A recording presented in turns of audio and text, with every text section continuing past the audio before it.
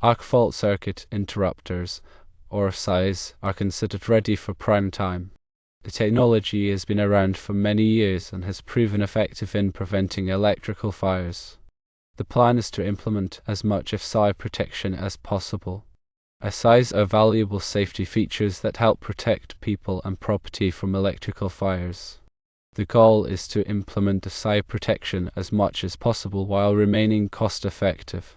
AFCIs are valuable safety features, but affordability for everyone is also important. Areas where AFCIs should be avoided are those where normal electrical activity is likely to cause nuisance tripping. This includes areas such as kitchens, bathrooms, and laundry rooms, where appliances with motors can sometimes cause false trips.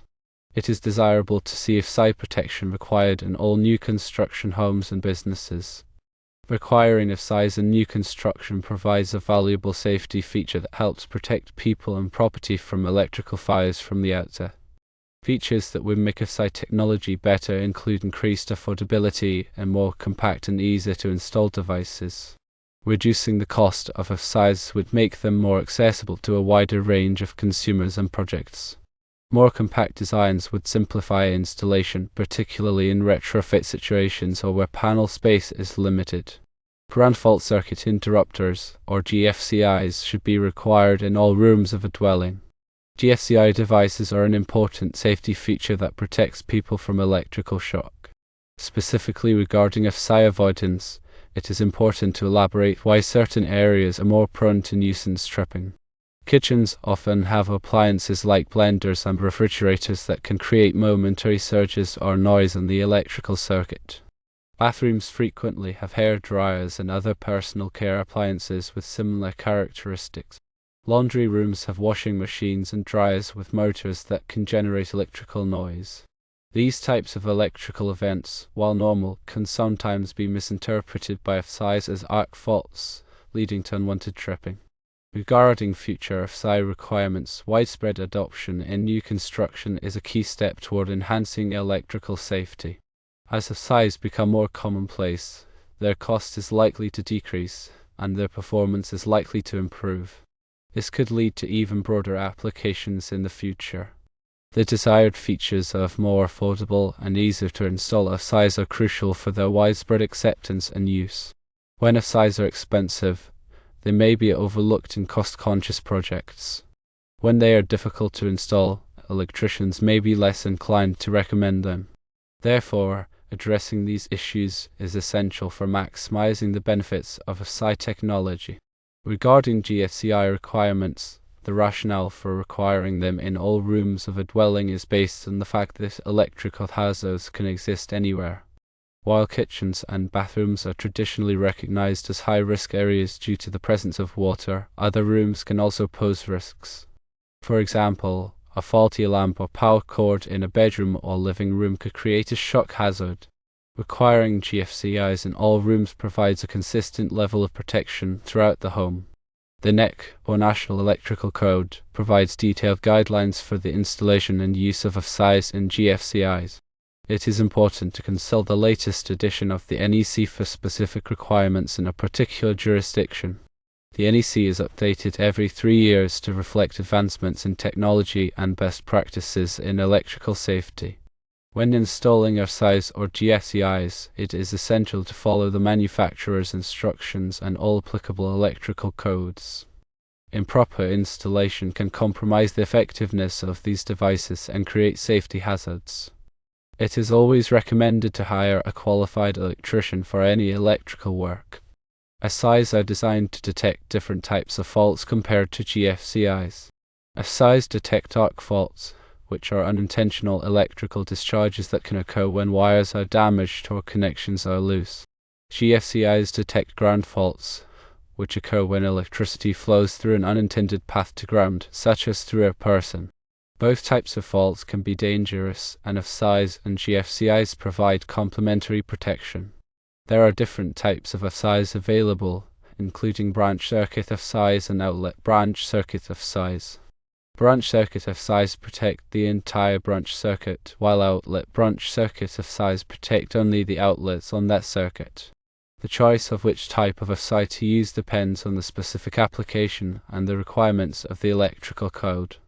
When an AFCI trips, it is important to investigate the cause of the tripping before resetting the device. Repeated tripping may indicate a problem with the electrical wiring or appliances on the circuit. It is recommended to consult a qualified electrician to diagnose and repair any electrical problems. GFCIs are typically installed in locations where there is a high risk of water exposure, such as kitchens, bathrooms, and outdoor areas.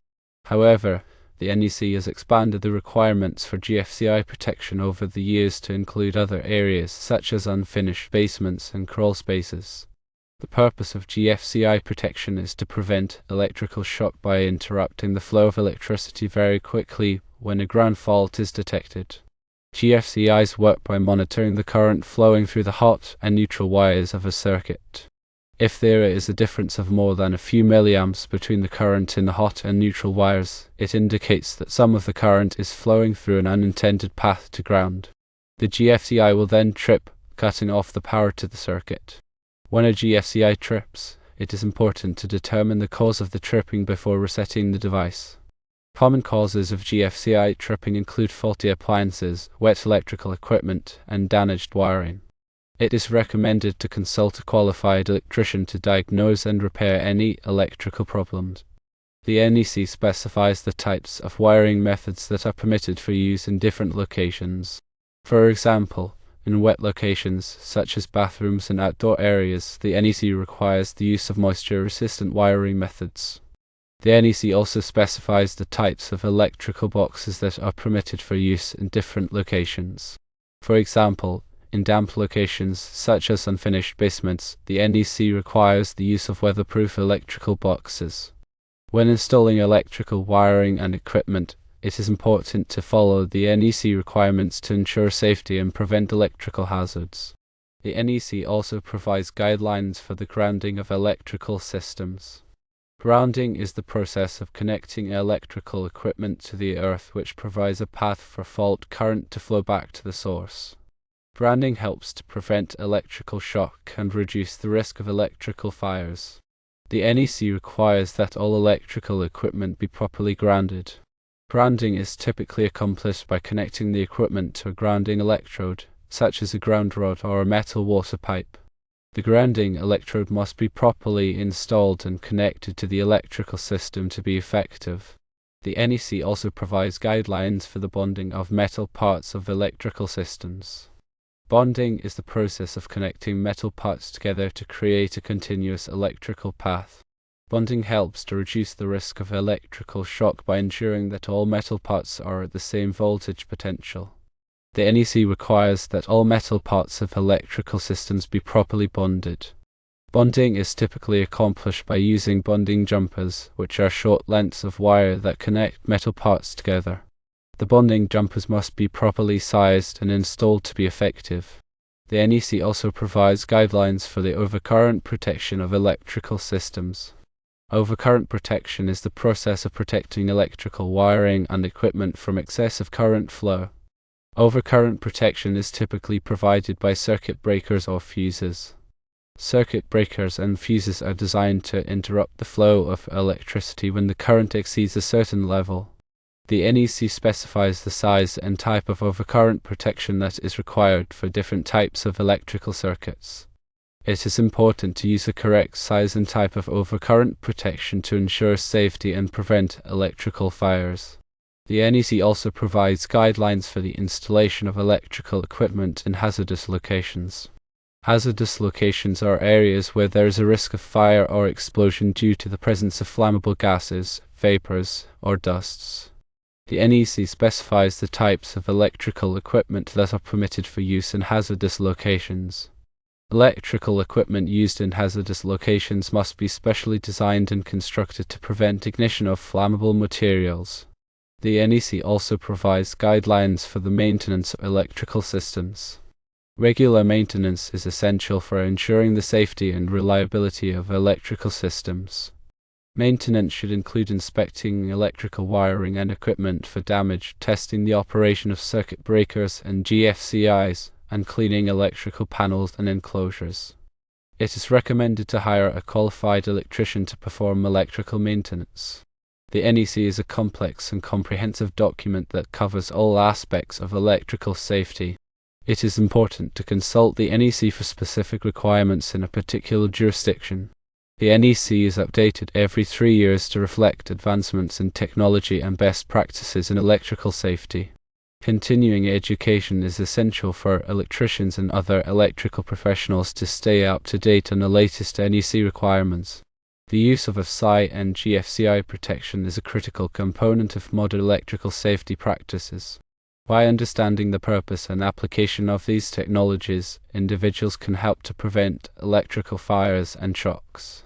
The NEC provides the foundation for safe electrical installations, and compliance with its requirements is essential for protecting people and property from electrical hazards. In addition to AFCIs and GFCIs, there are other electrical safety devices and practices that can help to prevent electrical accidents.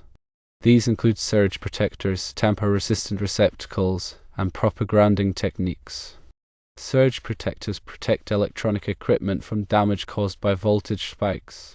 Tamper-resistant receptacles prevent children from inserting objects into electrical outlets.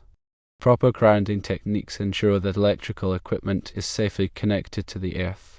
By using a combination of electrical safety devices and practices, individuals can create a safer electrical environment in their homes and workplaces. Always consult with a qualified electrician for any electrical work or questions about electrical safety.